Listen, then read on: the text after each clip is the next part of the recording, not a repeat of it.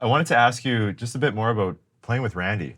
You talked a little bit about that, and just from what I've heard from this week with you being here at the studio, it seems like you guys had a real bond that it seems like you haven't had with a lot of musicians over the years. So what was that like, being so close with Randy in the studio, touring with him? Like, what was he like?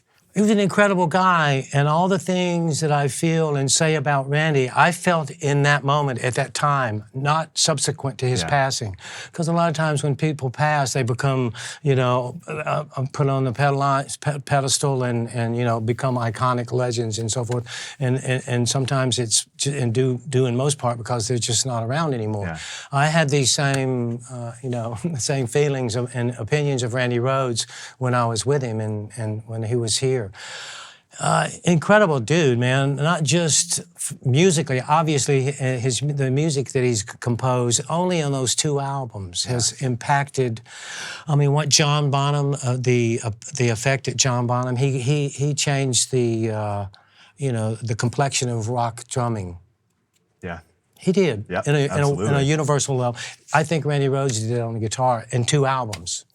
And he didn't have to pass away, in a tragic plane crash to do that. He was just getting started.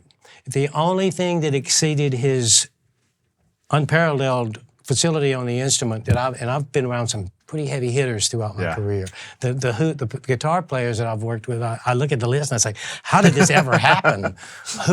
When did they hit their collective heads hard enough to have me playing drums with them, But the only thing that surpassed his unparalleled ability on the instrument and his compositional, he was so full of so much information that was just coming out.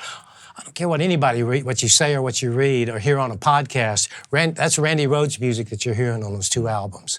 There's a lot of other people contributing to it, but the backbone of what's going on there, the brain and the heart of what's going on there is Randall Rhoads. Yeah. I know. I saw it firsthand.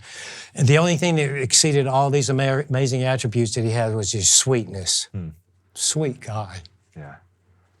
I love that, and I know you can read so much Sweet online and in the books and stuff, but no one can speak to that like you can. Yeah. Because you were there. And being in the company of someone like that, it raises your level of play. It kind of grabs you by the scruff of your neck, and they just involuntarily or unconsciously pull you up to their level, and it's the truth.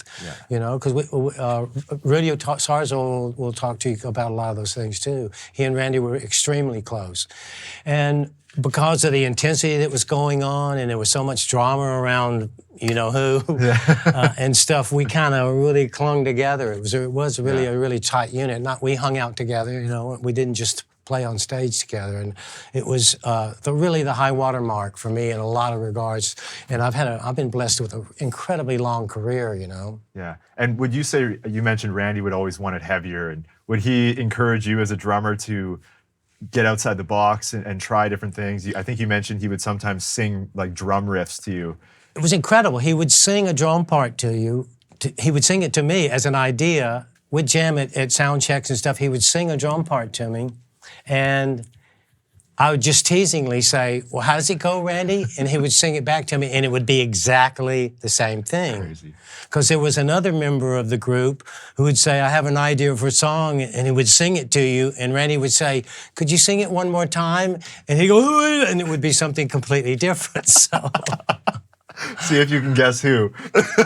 So it was an interesting contrast, Yeah.